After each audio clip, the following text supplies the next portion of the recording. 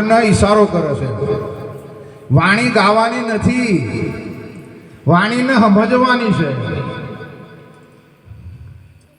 ગાયા બજાના લોક રીજાણા એ તો એક કુરા કમઠાણા છે.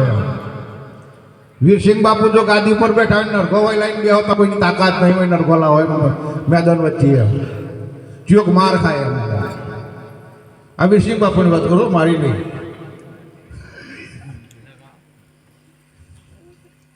કેમ કે આ જ્ઞાન બોલે નથી થાય એવું, હોબડે નથી થાય એવું, વંચન કરે પણ મેર આવે એવો નથી. આ જ્ઞાનનો ઉપદેશ તમારા ધ્યાનમાં લીધા જેવું છે. ઉપદેશને જે તમે ઓર્ડિનરી સમજો છો ત્યાં તમને જ્ઞાન ફીટ થતું નથી. હર કોઈ પણ ભજન તમને ઈશારો કરે છે, એ ભજનની વાણીનો જે શબ્દ છે એ શબ્દને તમે ધ્યાનમાં લઈ અને એનું મંથન કરો, અને મંથન કરશો તો જ ઘી આવશે ને આવશે નહીં. દૂધમાં ઘી છે એવું કને ના પાડ્યું? કોઈને ના પડાય એવું છે? ત્યાં કોઈ ડાયરેક્ટ ડિબેટ થાય એવી છે? દૂધનું વ્યક્તિત્વ મટાડીને અસ્તિત્વમાં જવું પડે અને દહીં બનવું પડે. પાછું એનું વ્યક્તિત્વ મટાડીને અસ્તિત્વમાં દહીંને જતું રહેવું પણ પાછું છાશ બની જાય, પાછું મખણ બને. એનું એ વ્યક્તિત્વ કાઢવું અને અસ્તિત્વમાં રહેવું પડે ને મખણમાં પછી ઘી બને, પછી એનો દિવેટ હળગે. એટલે ગુરુ મહારાજે આપણને જે જ્ઞાન આપ્યું છે, જે ઉપદેશ આપ્યો છે, એ એક આપણને આ ભવસાગરની અંદરથી તરવા માટેનું એક સાધન આપ્યું છે. આ સાધન છે આપણું એક પરમાત્માને ભજવા માટે આ સાધન મળેલું છે. એમ ગુરુ મહારાજે કીધું કે હું કોઈને કશું આલતો નથી, ગુરુ કોઈને કંઈ આપે નહીં, અને તેલો કશું લઈ ના શકે. લેવાય એવી વસ્તુ સજ નહીં, અને ગુરુએ કશું આલ્યું નથી. કેમ કે જે હતું એ તમારી જોડે હતું, જે હતું એ તમારી જોડે જ હતું. જો નવું આલ્યું શું દેખાય તમને? ઉપરથી આપણને બ્રહ્મણાના ભૂતો વર્ગેલા હતા, બરોબર? આ બોર્ડ ઉપર લખાય છે કે બ્રહ્મનિષ્ઠ. શું કહેવાય છે? બ્રહ્મનિષ્ઠ બ્રહ્મસોત્રીય. એટલે બ્રહ્મનિષ્ઠ અને બ્રહ્મસોત્રીય આપણે ઉપદેશ લઈ લઈએ એટલે આપણને બ્રહ્મસોત્રીય બ્રહ્મનિષ્ઠ લખી દે કોઈ? ના, તમામ ભ્રમોથી મુક્ત થવું પડશે. કોઈ ભ્રમ તમને સતાવો જોઈએ નહીં, તો તમે ભ્રમ મુક્ત કેવો. કે બળિયાદેવની બાધા રાખો ને માતાએ પગલો હેડવાનું ચાલુ હોય ને દોયડા બાંધેલા હોય, ગુરુ ઉપરથી નિષ્ઠા ના હોય, ગુરુને સમર્પણ ભાવ થયેલો ના હોય, અને ગુરુને ગાજર ને મૂરો બે સમજતા હોય. બોલો, ગુરુ ના સમજતા હોય તો પણ કહું, આ તો ગુરુ જે માનતા હોય જ મને. એમ સબ નિષ્ઠામાંથી દૂર થઈ જાય દરેક બ્રહ્મમાંથી. એમ ભૂતમાંથી, પલિતમાંથી, માતામાંથી, માધવમાંથી, નારીમાંથી, પુરુષમાંથી, હાચામાંથી, ખોટામાંથી કશું જ નહીં. એમ પ્રકૃતિના અથડાય છે, જીવના ખાય છે. તમારો એમાં કોઈ લેવા દેવા નથી. આ ભ્રમ થયો છે. સદગુરુ મહારાજે કીધું કે આ શરીર તે બનાવ્યું, એમાં તે હું મૂડી નાખી. એ કેમ બને? આ શરીરમાં મૂડી હું નાખી આપણે? તા હું મહેનત કરી? આમાં કોઈ મહેનત કરી છે? આમાં મૂડી નહીં નાખી. અને અનાશ્રય મળી ગયું છે. અનાયાશ્રય કેવું? અનામત સીટ સારી કેવી સીટ છે? અનામત ચૂંટેલી સીટ નથી. અચાનક મળ્યું છે. પણ મહાપુરુષે કીધું કે આ શરીરના, આ આત્માના આ શરીર મળે ક્યારે? કે અનંત કોટી પુણ્ય ભેગું થાય, અનંત કોટી પુણ્ય ભેગું થાય ત્યારે આ દેહ મળે. અને સદગુરુનો ઉપદેશ ક્યારે મળે? કે અનંત પાપામાંથી મુક્ત થયેલો પુરુષ છે અને એનું જેનું ભાગ્ય જોર કરે છે, ભાગ્ય વગર સદગુરુ કોઈને મળે નહીં. અને જોણી જોણી જતા રહ્યા બાપુને 100,000 કરે, અમને વખોણ કરે બાપુના. આ બાપુની આ બધા પંચમહાલ જિલ્લામાં બાપુની જ લીલા છે. આ તો મારા જેવા ગાદીએ બેસી ગયા છે, ચોખ્ખી વાત કહું છું. આ લીલા બાપુની છે. 100,000 સંતોષ આટલા બધી ગાદીઓ બાપુની છે. એમ બાકી હવે કોઈ મળ્યું નહીં. ગુરુ બેવ પાટ્યા પણ મારા જેવા બેવ ગાદી પણ ફૂલે કૂતાય, વાહ ભાઈ વાહ, મજા આવે, બેડ વાજો વાગે. આ ના શોભો. જ્યાં સુધી તમે તમારા ગુરુને નહીં ચાહો ત્યાં સુધી સર્વ સાધના જૂઠી સાહેબ. એમ જે માએ આપણને, જે મા બાપે આપણને જન્મ આલ્યો હોય અને આપણા પાસે બીજાનું નામ લખાઈએ ખરા આપણે, એ કેટલી અજ્ઞાનતા છે. એમ લખાઈએ જે ગુરુના જે નાદથી જેને આપણને ઉપદેશ આલ્યો છે એ જ આપણો ગુરુ હોવો જોઈએ. એમ અમને દાદા ગુરુ ગણો પણ એ ગુરુ નહીં તમારા. આ દાદા ગુરુ સાચા વિવેક માગે, મર્યાદા માગે, બધું જ માગે. એમ પણ ગુરુ તમારા હશે એ જ. તમારી ફરજમાં આવે છે તમારે ઘેર તમારા દાદા ગુરુ આવો એટલે તમારા ગુરુથી અધિક રાખવાની તમારી ફરજ છે. પણ એ રાખવાની ફરજ છે. ગુરુ તો આપણા છે ના, એ જ છે. એમ બીજું કહું, ગુરુ કોઈ દારો વ્યક્તિ ના હોય. આ ભ્રમ થયો છે આપણને. ગુરુ વ્યક્તિ ના હોય, સંત વ્યક્તિ ના હોય. સંતે ના વ્યક્તિ હોય સાહેબ. ગુરુ હોય તો પ્રકાશ હોય અને સંત હોય તો જ્ઞાન હોય. જ્ઞાનનો સંત કીધો છે. જ્ઞાન ના હોય તો કોઈ બાપો સંત ના કે, કોઈ ભગતે ના કે, કોઈ કશું ના કે. એ તો જ્ઞાનના વડે તમારું પૂજન થાય છે, જ્ઞાનના વડે તમારી વાહ વાહ બોલાય છે. જો જ્ઞાન ના હોય તો તમને કોઈ પૂછાય એમાં કેટલાય રાખડી જગતમાં નહીં. ભાઈ તો નિરોધ બાપુનું મહેમા છે સાહેબ, અને એ જ્ઞાન આપણને ટ્રક પીરસેલું છે. આ જ્ઞાનના તોલા આવે એવું નહીં. આ જ્ઞાન ધર્મની નોમ તો દેવાની જરૂર નહીં કે નિરોધ બાપુનું જ્ઞાન જોરદાર છે. પણ નિરોધ બાપુને જેમ વખોણા પડે છે કે આપણે તો બબે છોકરો તોય પાલ્યા નહીં. 8 ઘડી 12 ઘડી ઉપાધિ ને ઉપાધિ. કેટલો છોકરો? કોઈને 82, કોઈને 84. નિરોધ બાપુને કેટલો હતો ખબર? 12 છોકરો હતો. અને પત્ની કેટલા હતા? 2 ધર્મ પત્ની હતા એમને.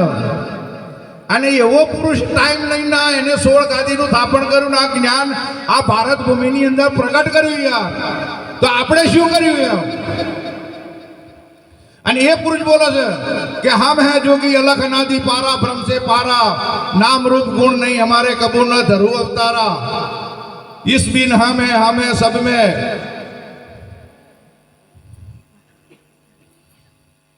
मुझ में तुझ नहीं कड़ी बोले कि हम है जोगी अलग अनादि पारा, भ्रम से पारा, नाम रूप गुण नहीं हमारे कबू न धरू अवतारा, हमसे भ्रम, भ्रम से माया. આપણને એક ભ્રમ થયો છે કે આપણે મનુષ્ય અવતાર, આપણે માણસ છીએ એવો એક ભ્રમ થયો છે. આ જે તમે ભોગવો છો ને તોરલ સ્ટેશનનો ઝાટકા બંધ કહી દીધું છે કે જેસર કરી લે વિચાર માથે જમકેરો માર, સપના જેવો સંસાર તોરી રાણી કરી રહી છે પોકાર. આ એક સપનું છે અને આ સપનાનું સુખ ધરવાના નીર એવું છે. કોઈને ગાવામાં શોખ, કોઈને પિક્ચરમાં શોખ, કોઈને સત્સંગમાં શોખ. આ જે શોખ છે એ અલ્પ શોખ કહેવાય, અલ્પ સુખ કહેવાય. શું કહેવાય? અલ્પ સુખ કહેવાય. પણ જે સત્સંગનું, જે સદગુરુનું, જે શબ્દનું જેને જ્ઞાન છે, જે શબ્દ પ્યાસી વ્યક્તિ બની ગયો, એને 8 ઘડી 32 પોર આનંદ જ રહેશે. એનો આનંદ થતો નથી. કેમ કે ગુરુબાજે કીધું કે તું આ શરીર તને અનાયાશ્રય મળ્યું છે. આ શરીરમાં તારી મૂડી નથી. આ શરીરમાં તું બોલતો નથી.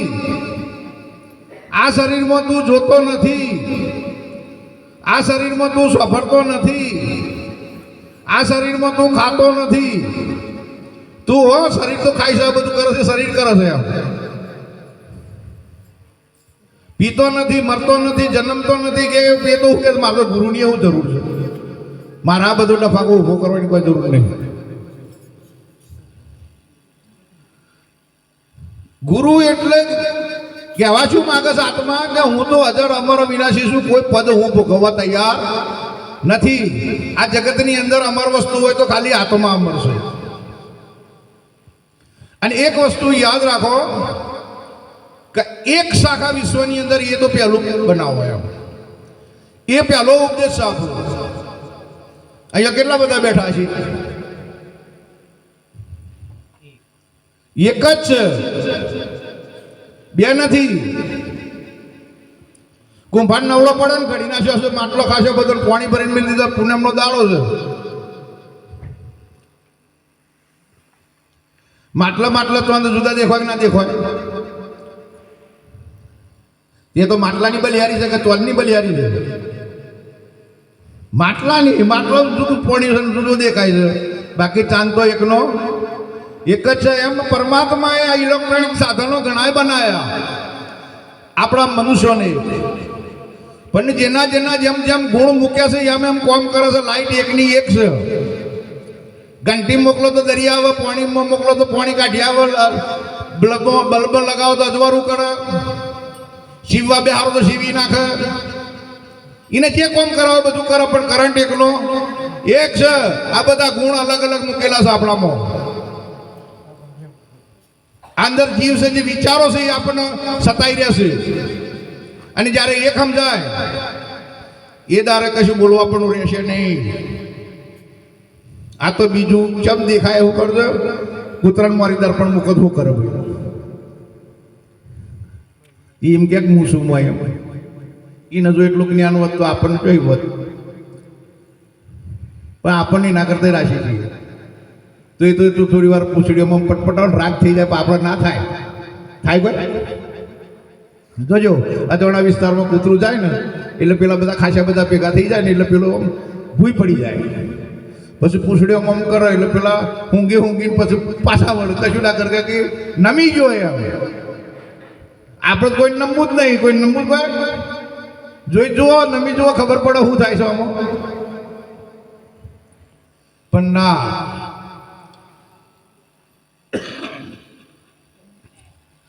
કારણ કીધું છે મહાપુરુષે કે આ ક્રિયાની પદ એનું આત્માનું નથી. આત્મા અજળ અમર અવિનાશી પદ છે. અને આ ક્રિયા જે પેઠી છે એ આપણી મન અને બુદ્ધિ ચિત્તનો અહંકાર આ કામ કરી રહ્યું છે. આ દફા કોની છે? મન બુદ્ધિ ચિત્તના અહંકારનું આ દફા છે. મન બુદ્ધિ ને ચિત્તના ઠેકાણો લાવી દો તો સીધે સીધું સમજાય એવું છે કે ઘર મારું નહીં, અને મન તન ધન ચોથું શીશ આલ્યું ગુરુના શરણમાં. બરોબર? એ દારો હું હતું તમારી જોડે, અને આજ વરે જો અહીં આવી ગયું, અને પહેલા વરે જો હતું જ નહીં ને હતું. અને તમે મોય હોય ને એવું બનતા હોય તો લાવો ના મોઢું નાક દબાવ બે હીરો વાળું મોય બેહાય એવું છે. બેહાય મને કારણ કે એ બાઈને જ પ્રમાણ કરી રહ્યો છે. બાઈનથી બોલો, બાઈનથી ખોભરો, બાઈનથી જુઓ, બાઈન બેઠો બેઠો વહીવટ કરે. એ અંદર ખરો પણ બારે ખરો, પણ વહીવટ બહાર બેસીને જ કરે. કેમ કે ગુરુએ કશું આલ્યું નહીં, તેમ કે જે દિન આપણે જન્મ્યા ને એ દાડા આપણી જોડે મન બન કોઈ નતું, ખાલી હું આ હતો, તું બીજું કોઈ નતું. હું હતું, હું આ, અને પેલાને ગરથું મૂકી એટલે ટપ દઈને ગળી ગયો. બે જ વસ્તુ લઈને આવ્યો તો ત્રીજી ખબર નથી. અને જીવ જન્મ જીવ મર, એટલે જીવ જન્મ ને શરીર મર. આત્માને કશું લેવા દેવા નથી. જીવ જ મરે ને જીવ જ જન્મ, આત્મા કદી ન મરે. પણ આ જીવને મુક્ત કરવો હોય તો આત્માને ભક્તિ કરવી પડે. આત્મા તો મુક્ત છે, બસ એવું ના માનતા કે એને મુક્ત કરવાનું છે. એ તો મુક્ત જ છે, એને કોઈ બંધન છે નહીં. પણ આ જીવને મુક્ત થવા માટે આપણે ભક્તિ કરવી પડે. જેમ કે આત્મા એક છે, અજળ અમર અવિનાશી પદ છે, તો ભક્તિ શા માટે કરવી છે તો સમજો. એક જ છે, નિયમ છે, લેવું કા કરવી ભક્તિ કોઈ જરૂર છે? પણ ના, આ જીવ અનંત યુગોથી બંધાયેલો છે આ પોજરાની અંદર, એ કેદખાનામાં છે. આ કેદખાનામાંથી જીવને છોડાવો. જેનો આત્મા શુદ્ધ છે ને જેનો આત્મા પવિત્ર છે, જેનો આત્મા સમજી શકશે, એ આ જીવને આ પોજરામાંથી છોડાઈ શકશે, એટલે કે કોઈ છોડાઈ શકશે નહીં. કેમ કે જે કર્યું છે તમે એ તમારા આત્મા માટે તો કશું કર્યું નહીં. જેમ કે ગાડલું લાવે તો શરીરને ઊંઘવા, ખાટલું લાવે તો શરીરને ઊંઘવા, તપેલી લાવે તો શરીરને ખાવા, ઘર બનાવી તો શરીરના માટે, જે લાવે બધું શરીરનું છે. તમે આત્માનું શું છો? આપણા માટે આપણે શું કર્યું? એટલે કીધું કે આપણા માટે આપણે શું કર્યું? આપણા માટે કંઈકનું કંઈક કરવું જોઈએ એમ.